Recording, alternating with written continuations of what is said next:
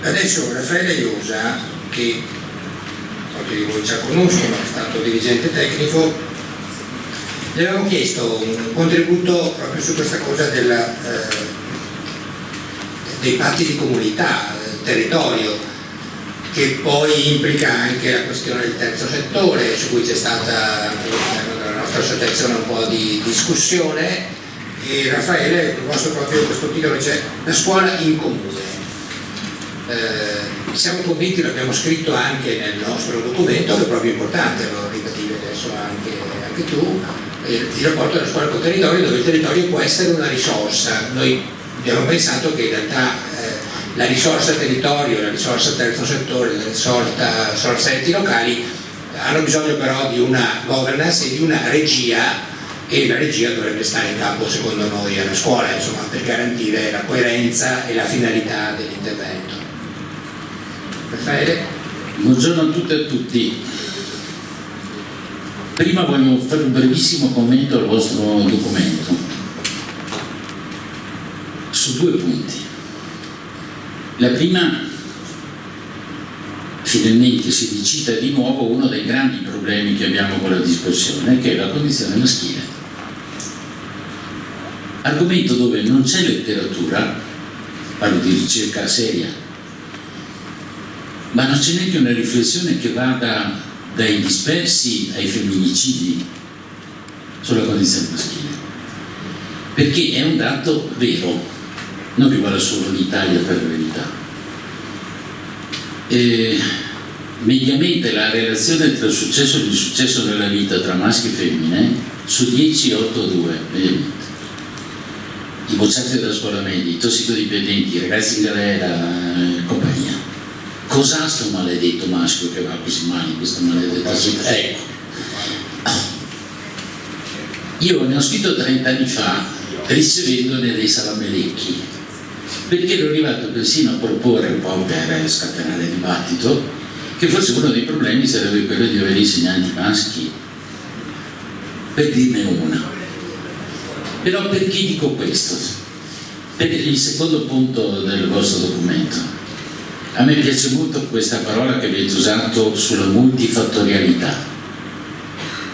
Vi suggerirei di allargarla alla moltissima fattorialità. Cioè, guai a noi che accada su questo tema quello che è accaduto alla disabilità, quello che è accaduto ai MES, quello che è accaduto anche adesso su questo assurdo termine della povertà educativa, e quello che sta diventando anche adesso l'ultimo termine dell'Invalsi sulla fragilità. Stiamo vivendo ormai da 20 anni un'epoca di neosigle che appartengono a un approccio teorico al mondo della possibilità di catalogare gli individui secondo categorie standard, che è comodissimo per gestire i costi, per fare le classi, per avere le risorse e compagnia, e che determina, anche qui non ci sono gli studi che avremo bisogno di avere di più, un effetto stigma che ha due esiti: l'effetto candy o poveretti, o l'effetto signorina Rottenmeier, tutti carogni. Ricorderete i due cartelli animati di Buonanotte bambini. La signorina Rottenmeier considerava gli esseri umani piccoli, selvatici da domesticare. Temo che questo approccio contenga un vizio teorico di fondo che per noi dell'educazione è drammatico, e riguarda una rilettura della zona prossimale di sviluppo vigoschiana con un approccio che è inevitabilmente dico come processo quasi naturale, portando a pensare che quel ragazzo lì, figlio di Roma, o quel ragazzo lì, figlio di un meridionale che fa il muratore eccetera, io gli posso anche voler bene, faccio il candy, ma non ho grandi attese su di lui. La mia zona prossimale di sviluppo viene ridotta prima ancora di cominciare a pensarlo. Ecco, questo effetto dello stigma, questo effetto di un rischio che corriamo su questo tema. Oh poveretti, abbiamo trovato un'altra categoria dove far lavorare, una volta si servevano le piedame, oggi dico le candy. Io penso che dovremmo avere uno sguardo su questo tema che potrebbe somigliare un po' all'incipit di Anna Karenina del Montessori. Tutte le famiglie felici si assomigliano, ogni famiglia infelice lo è a modo suo.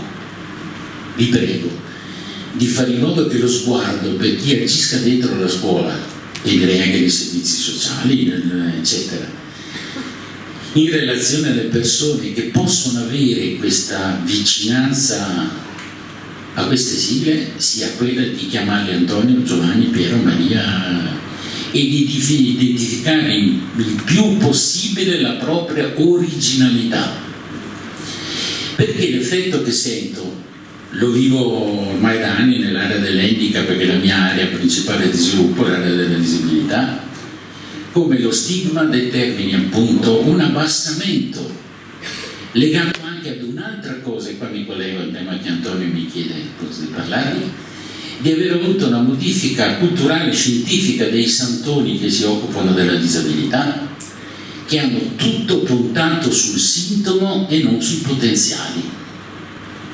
Pensate alle pratiche e ai modelli neobehavioristi skinneriani di gran moda, l'insistere sul fatto che quella persona è malata e che bisogna lavorare sul sintomo ma non sui potenziali, è il vero cambiamento di paradigma avvenuto rispetto alla legge 517 e a quello che è stato invece l'inclusione.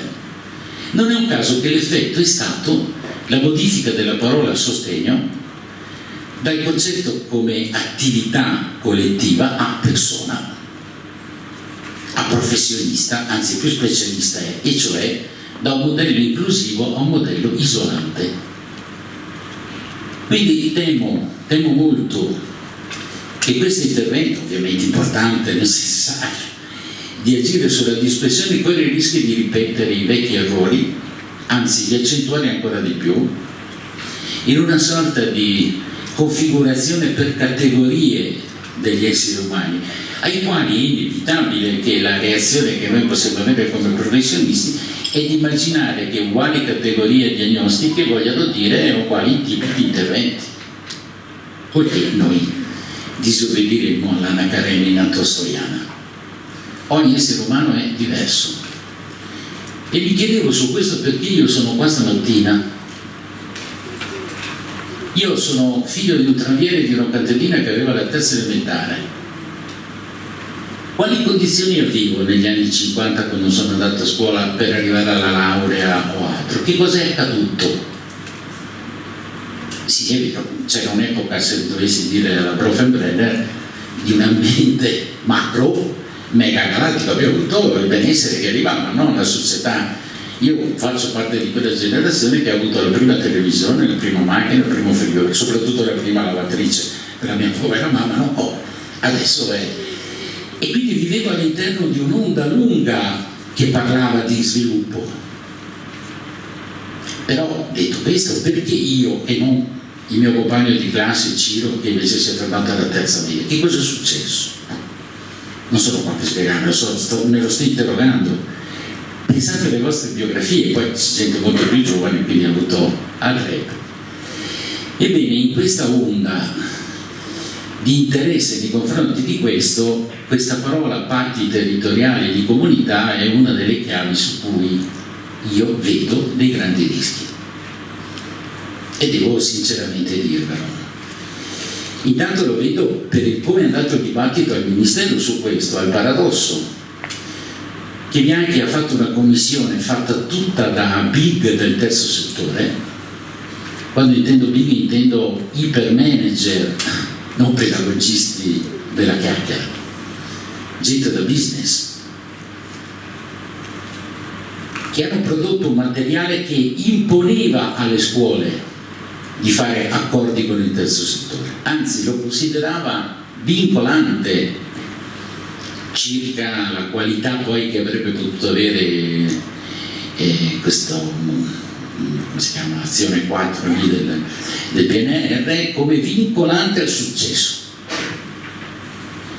Fortunatamente Bianchi, sarà perché era un uomo affettuoso, non ha ascoltato tanto questi, e sapete quante polemiche ha ricevuto su questo, e ha fatto in realtà degli orientamenti molto acqua e sapone, no? Non francamente rigorosi, dove in un qualche modo questa cosa si è scolorata. Perché vi racconto questo? Perché sta avvenendo nel nostro paese su questo tema un conflitto molto interessante. Dico interessante non nel senso che mi diverte, interessante da riflettere, circa il fatto che si è sviluppato negli ultimi 30 anni forme di aggregazione di interventi sul sociale molto più forti di 30-40 anni fa.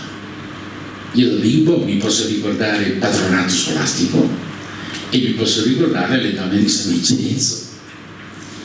Forme che hanno costruito capacità aggregative di persone, professionalità e azioni di grande richiamo.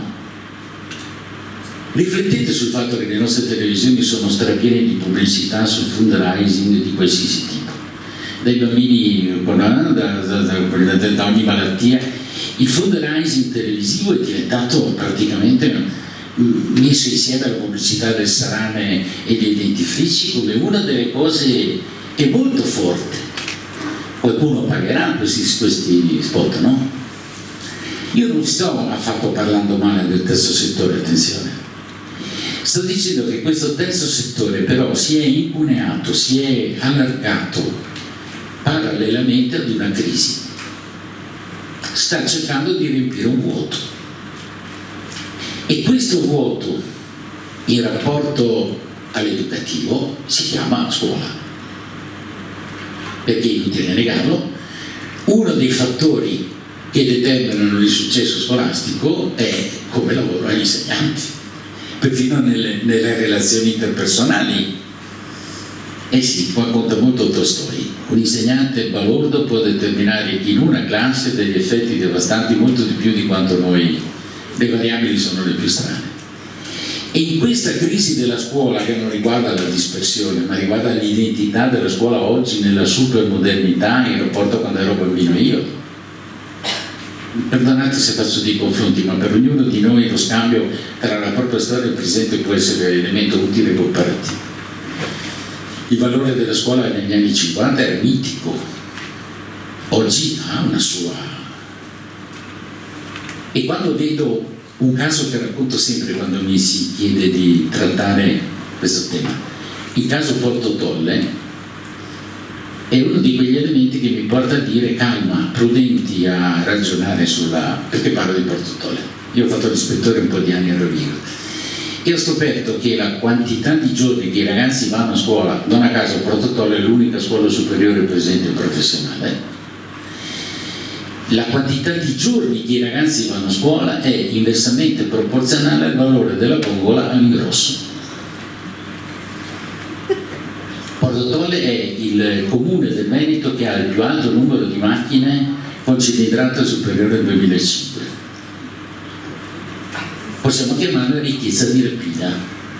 Potremmo però in senso lato, per esempio, per stare con voi, a pensare a quello che è stato il modello Veneto dai Benetton che davano i lavoratori in casa a fare maglioni, no, fino alle aziende delle sedie, fino al fatto che adesso coltivate prosecco anche nelle rotonde delle strade, no? Cioè il modello economico veneto nato 30-40 anni fa non aveva un'automatica connessione con gli studi. In alcuni casi poteva persino, come nel caso di Porto Tolle, essere alternativo, ma certo non possiamo dire che a Porto Tolle esista la povertà educativa, se il termine povertà ha un senso in termini. Perché dico questo? Perché anche questa della povertà è una delle tante etichette. Allora, che cosa accade? Accade che davanti a una crisi di senso della scuola, ve ne faccio un esempio tra i tanti, è inutile negarlo, una delle grandi malattie del nostro sistema scolastico sono i 3 anni di scuola media.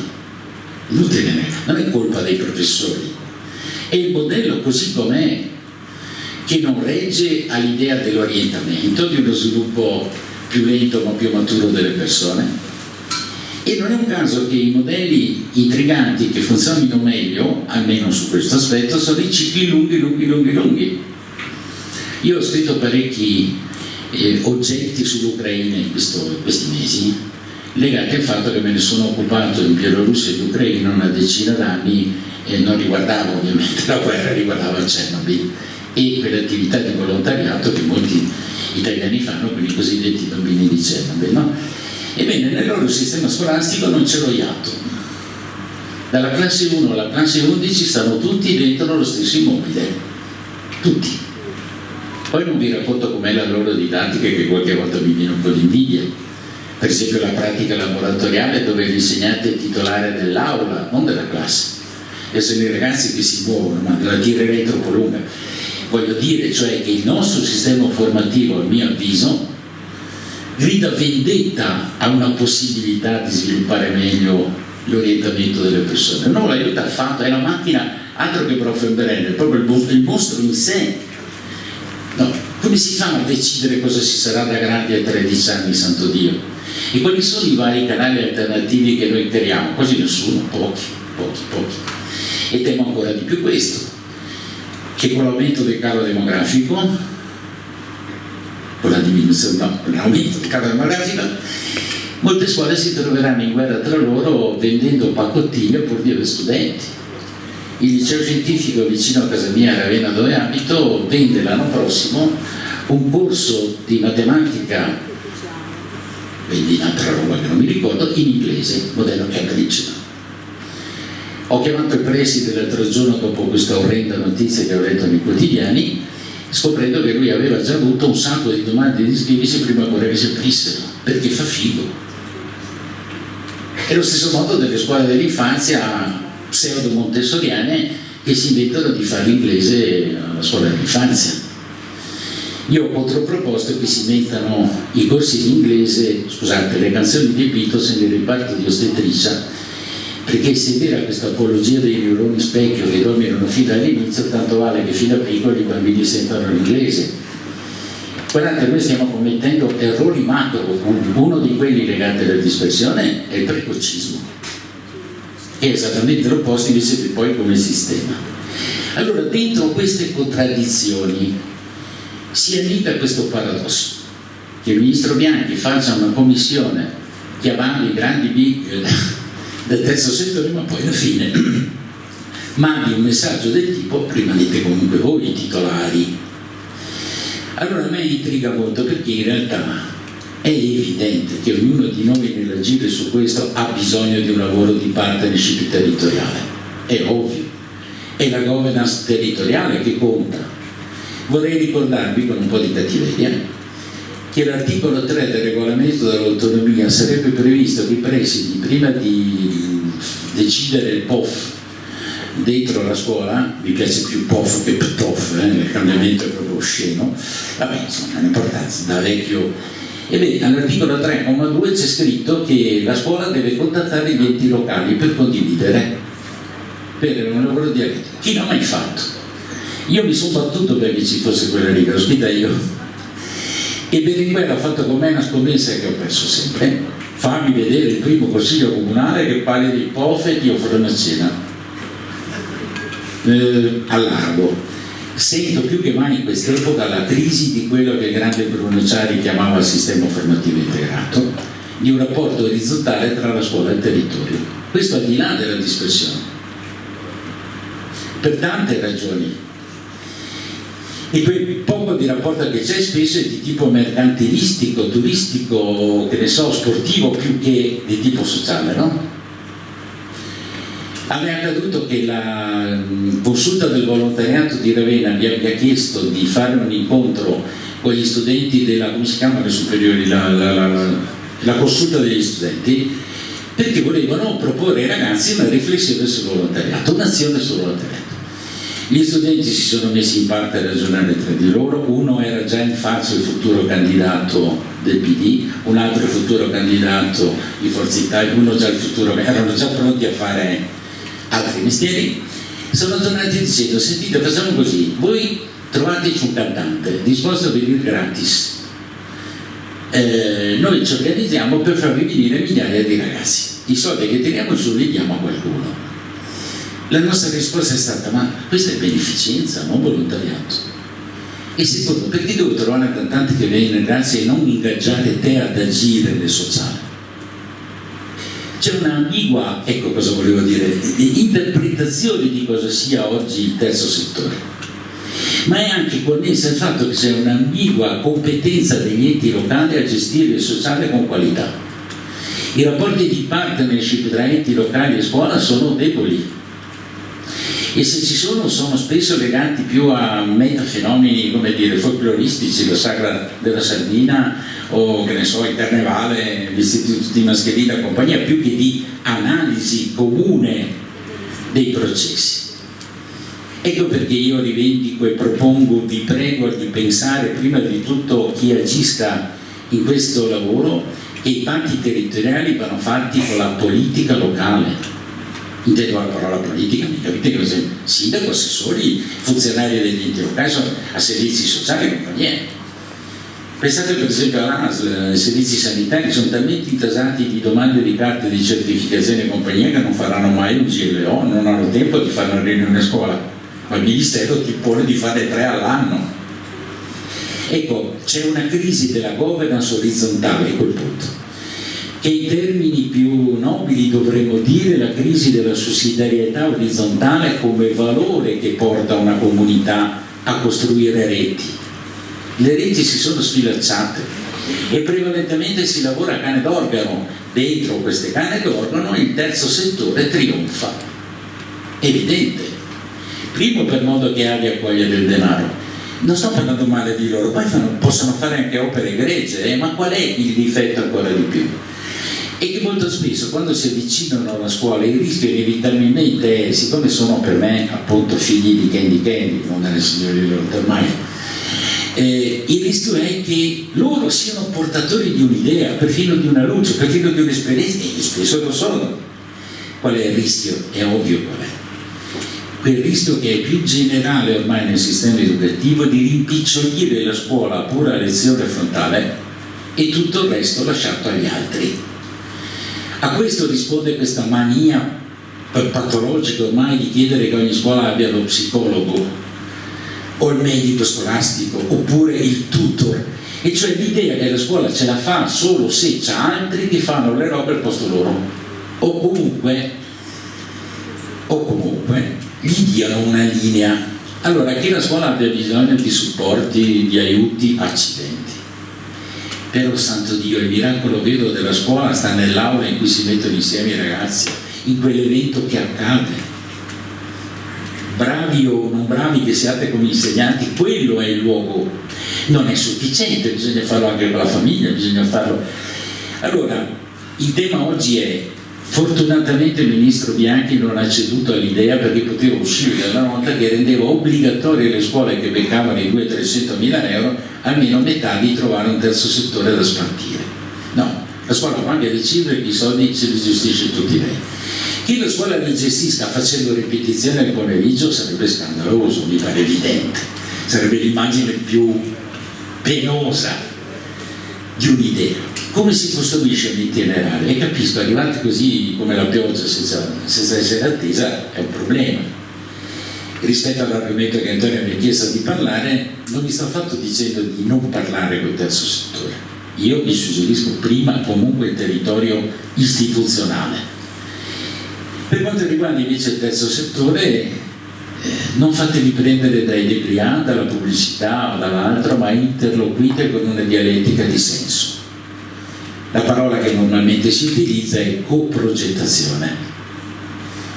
Sento troppo, me ne occupo parecchio di questo anche con il telefono, con le mail che mi arrivano a compagnia, che in realtà è una coprogettazione spesso finta, ti portano già il programma fatto. Ecco, in genere questo ha un effetto iatrogenetico, ammala ancora di più le persone, perché droga la scuola ad avere sempre bisogno di qualcuno che lo faccia al posto suo. Questa cosa è già accaduta con la disabilità. Noi avevamo alla fine degli anni 90 4.000 educatori pagati dagli enti locali, oggi sono 77.000. questa domanda di avere, oltre che insegnanti di sostegno, anche degli educatori è quintuplicata. Cioè la domanda sociale è un oggetto da gestire con molta delicatezza, perché potrebbe produrre degli effetti paradossi. Questi 77.000 poveri cristi che fanno gli educatori, tra cui c'è anche mia figlia, a parte che prendono contratti da fame, chiederanno un giorno o l'altro di essere assunti in qualche modo in modo stabile, no? Ed è più che giusto. Non sto dicendo che non servano. E come sono nati? Come si sono sviluppati, se non in una carenza dentro la scuola? E la prima delle carenze che veniva fuori, sapete, era chi porta il bambino disabile in bagno, Da cui è arrivata poi questo mito della copertura, mica è partita da grandi pedagogie. Ecco, siate prudenti. È probabile che il terzo settore sia lui a telefonare, non viceversa. È normale. Come ci si pone? Guardate che il certo terzo settore fa perfino l'usolo da mettere nelle proprie bacheche, associato con... non sto dicendo che è un mercato del tutto maledetto, alcune cose hanno un tasso di nobiltà.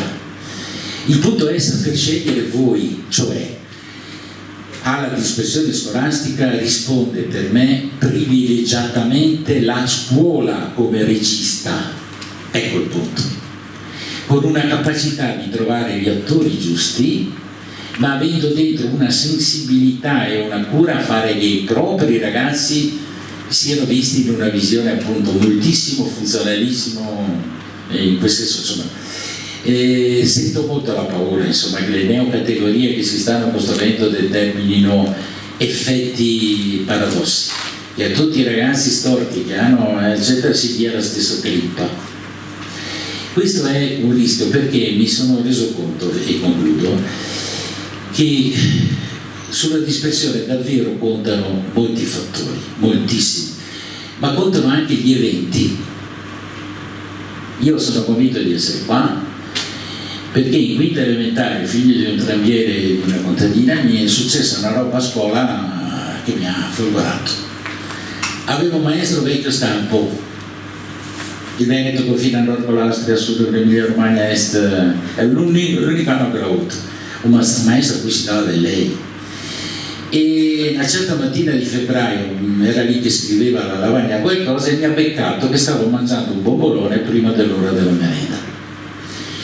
Avendo grembiule nero ed essendo il bombolone, credo che voi lo chiamate ancora Kraft, con lo zucchero sopra, avevo ovviamente grembiule nero tutto bianco. Lui si gira e mi becca e vedete l'effetto per adesso, per la sera mancheo. E io temevo immediatamente che mi avrebbe detto: Iosa, scrivi per casa 100 volte non devo mangiare la merenda prima dell'ora. Questo era un maestro delle 100 volte. E invece mi guarda e mi dice: Iosa, io ieri ti ho pensato. Figlio del tramviere che pensa che il maestro l'abbia pensato, che tempo aveva là? E sai cosa ho pensato? Che tu sei intelligente. Ragazzi miei, io me la ricordo ancora adesso che mi viene un brivido giù per la schiena sta roba che ho appena detto. Ah, esattamente l'opposto. Cosa è capitato? Che dopo la merenda ufficiale il maestro ci aveva spiegato la prima guerra di indipendenza, ma siccome non gli bastava il sussidiario, dettava a righe. E in una di queste righe che ci ha fatto scrivere, se qualcuno di voi insegna storia adesso mi dovrà rispondere lui, ci ha fatto scrivere che nella prima guerra di indipendenza un certo colonnello polacco aveva aiutato il re Carlo Alberto, per la verità, a perdere quella guerra. E ci aveva fatto scrivere il nome di questo colonnello polacco. Diventato maestro tanti anni dopo, ho pensato che forse l'ha fatto perché dentro quel nome c'era la Z, la K, la Y, si chiamava comunque Zaleschi, Zanowski, ma non adesso no, come c'era KZ. E il giorno dopo il maestro interroga: e chi alza la mano quando lui fa la domanda che non mi aveva il colonnello polacco, che eccetera eccetera? Io, santa Madonna, ti aveva dato. Guardate che lo stato di emozione che ho vissuto io è più o meno per quello che deve aver vissuto la Madonna quando è arrivato l'Arcangelo Gabriele. Io intelligente, vi giuro, finché te lo dice babbo e mamma tua. Perché ve la racconto? Perché 45-50 anni dopo ero a Varsavia un intero giorno di lavoro e ho avuto un pomeriggio libero, sono andato al cimitero militare a cercare di vedere se quest'uomo esiste e l'ho trovato. Perché questo pensiero lungo? contano da morire i rinforzi, contano da morire gli eventi privati. Pensate alla vostra vita personale, nel matrimonio come nelle attività sociali, come nella vita di scuola. Non dico che oggi sono qua per merito di quell'uomo, ho fatto anche tanto, ho studiato del conto mio, ma perché ve la racconto? Perché stiamo perdendo purtroppo invece la sensazione che la scuola è un evento quotidiano che ha un intreccio non solo di contenuti ma anche di emozioni, stati d'animo, relazioni o altro, e quindi è evidente che perché il contrasto alla dispersione funzioni deve essere la scuola in prima a mettersi in discussione su come si comporta nelle minuzie, non nelle grandi robe, nell'agire, nel rinforzare i ragazzi, o se invece lavorare solo per il sentimento e la ripetizione. Va bene, vi ringrazio.